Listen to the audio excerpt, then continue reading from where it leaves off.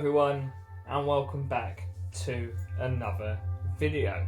Don't you worry, back by popular demand, we have indeed got the second camera back. Hello second camera, how are you doing down there? You guys can see all my shuffles that I'm doing if you want to. As you can probably tell by the title of this video, we are indeed going to be doing a Q&A. So yeah, without further ado, let's get on with the first question. How do you get your video and magic ideas? Well, straight away, I look inside Pandora's box. If you don't know what Pandora's box is, check out one of my videos which goes through what is inside Pandora's box. And then I look through a lot of my magic books and things like that, just so I can think of some ideas to know what tricks to do. I also look online as well to see if there's any new tricks, gimmicks and things like that, or ideas that other people have put out that I can adapt to make it my own, or if I get permission, actually use their own trick. What is your favourite trick or video? Well, my favourite trick that you guys have probably seen is the double backer trick that I did. It's when you have a deck of cards and you show it all to be double backs, like it's printed wrong or something like that, and and then you using magic and stuff like that, you make them all look like that they are all back to normal and a normal pack of cards. That's probably my favourite trick that I've shown you guys. But one of my favourite tricks that you guys haven't seen, because it's hard to do on a camera, in fact it's probably impossible to do on a camera, is just getting people's star signs or reading people's minds, knowing personal information that they haven't told me in any way, but I can figure out just by looking at them. In regards to video, I'd say I'm really fond of my 100th ever post that I did on Instagram, which was the Harry Potter trick, because it used a bit of sleight of hand, gimmick, even a magic wand. So yeah, I'd say that's probably one of my favourite tricks that I have done on a video. But I think I have mentioned it before, but the video that really kicked off for me was probably my little deck of horrors trick. Not even trick, my little deck of horrors video that I did. It used all the special editing. It was the first time I did proper editing, and it really set me off the wavelength on how I edit my videos now. So yeah, I'd say my favourite trick is the double backer. Favourite trick to do in public is a mind reading one. Favourite video is my Harry Potter inspired one, but the one that's closest to my heart is the little deck of horrors one. Why do you always add glitch effects to your videos? Well, the reason why I add glitch effects to my videos is because... Glitch effects? No. I don't use any glitch effects. I think I've just got a dodgy camera. Or, yeah. What is it like to be in the Malayans? If I'm honest, you learn a lot from being in it. I know at the moment there's been a lot of ongoing speculation about what's going on in there, but honestly the stuff you learn, not even tricks, but the knowledge, and also knowing that someone as a community, so it's a family over there, and knowing that people are there for you, trying to help you out, that someone's always backing you in the magic community, and I find that it's really helpful. And Daniel Madison himself, the guy himself, the teacher, the professor, there's not much I can talk about, but the bits of wisdom he gives you is second to none, as some would say.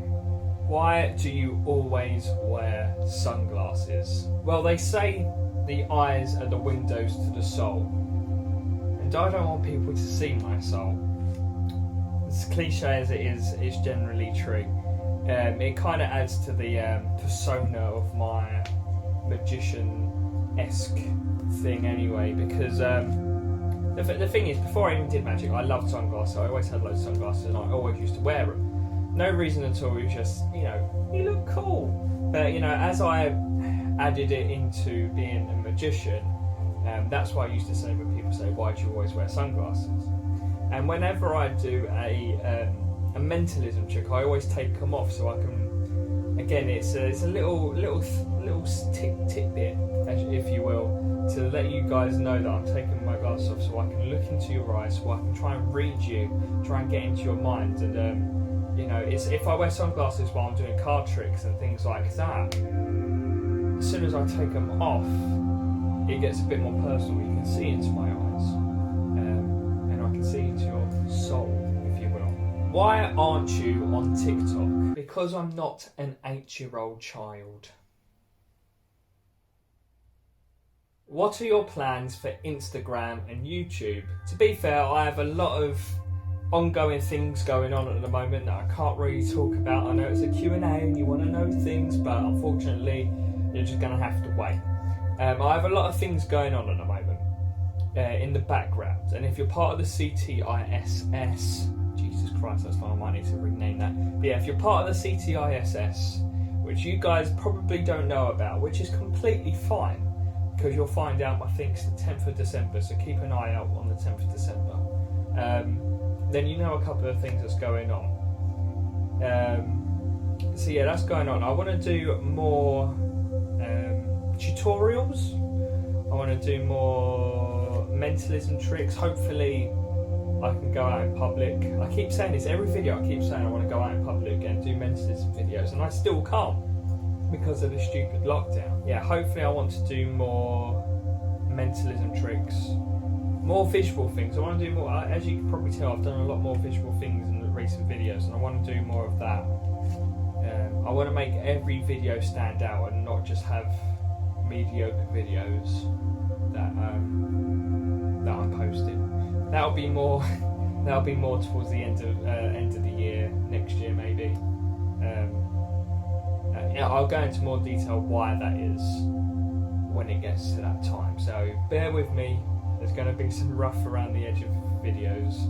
But next year, everything's going to be perfect. I'm going to really set my mind to it.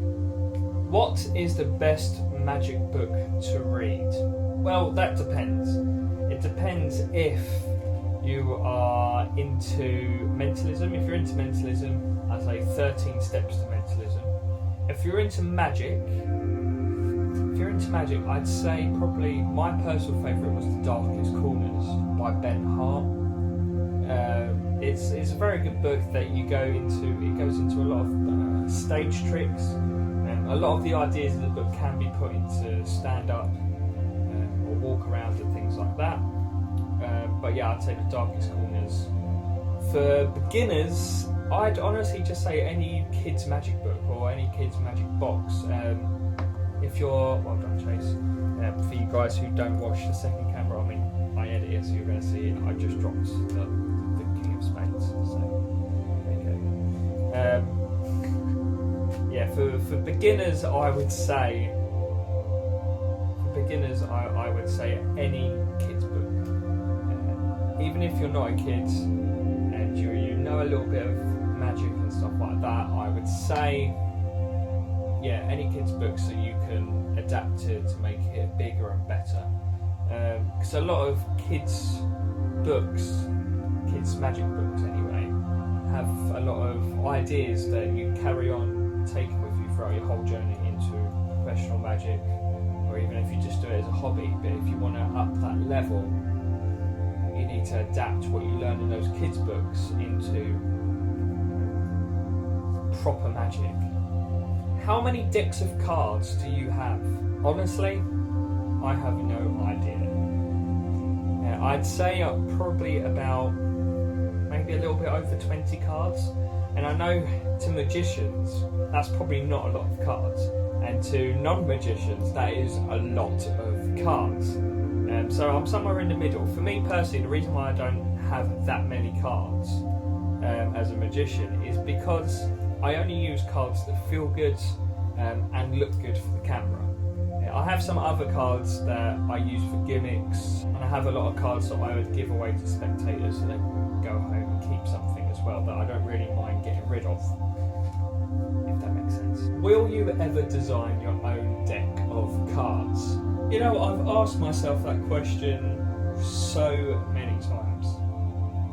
I feel like at the moment there's so many decks of cards coming out, there's so many great decks of cards coming out, that I feel like if I put so much time and effort into making my own deck of cards and I put it out there, I don't want it to be just forgotten about, a deck of cards that someone would scroll past and forget and never buy. Not that it's about the money, it'd be for what I want to bring out and that I can bring to the table. It's never for the money with me. So yeah, I would want it to have the satisfaction it would deserve. So at the moment, no, I'm not bringing out my own deck of cards. But I have played with the idea of just, you know, having a few decks with my logo on it. I'll put it on the screen somewhere. You know, it's an idea just so I can use it in my videos, and if anybody wants a pack of cards with my logo on it, they can have it. You know, it'd be my own personal thing. It wouldn't be something I would sell or anything like that. At the moment, anyway. What is your favourite cardistry move? We see I have a lot of different cardistry moves that I like to do. I have a repertoire, if you call it that, and it's just a lot of different cardistry moves that I've learned in a certain order that all molds together and looks pretty cool in my opinion.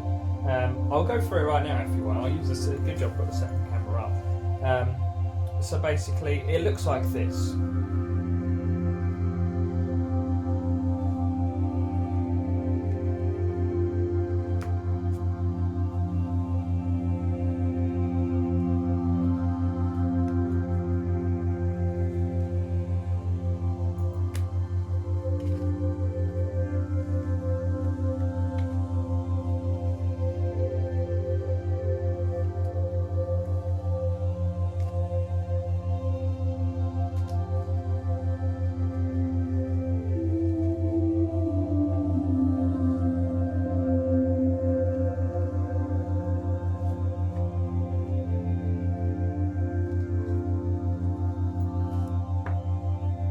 You are supposed to catch it at the end, but yeah, that's basically it.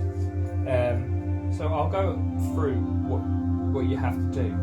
The first step is a full shuffle done by a pig cake. I'm not going to go into detail on how you do it, but I'll leave everything in the description so you can see how it's done.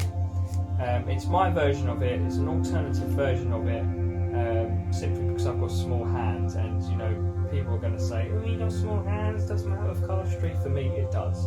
It doesn't stop me though. I just make alternative versions of my cardistry moves. So yeah, this is the pig cake full shuffle. Again, I'm not going to go into place. It's not my place to say how you do it, but that's the pig cake full shuffle. Then I do a normal Z cut into just a rotational flourish.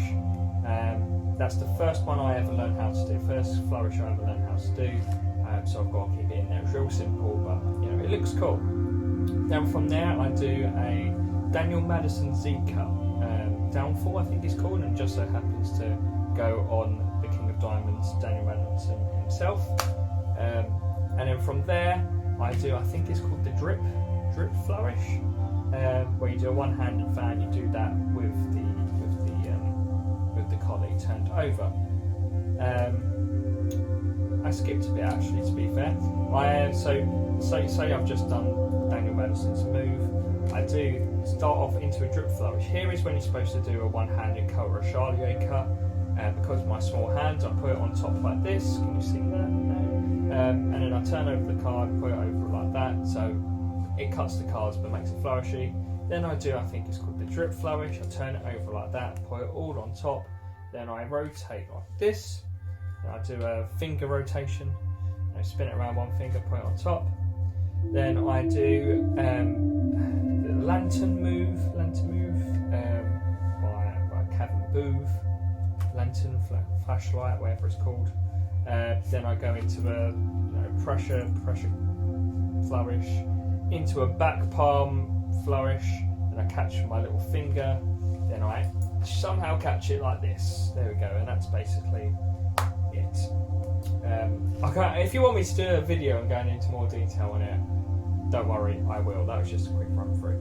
And I think on that note, we will finish. Thank you so much for watching. I know it's been a longish video. It's not my longest, but it's been a longish video. I hope you enjoyed it all the same. And I shall see you in the next video that I make. YouTube, vloggy thing, trick, whatever it will be.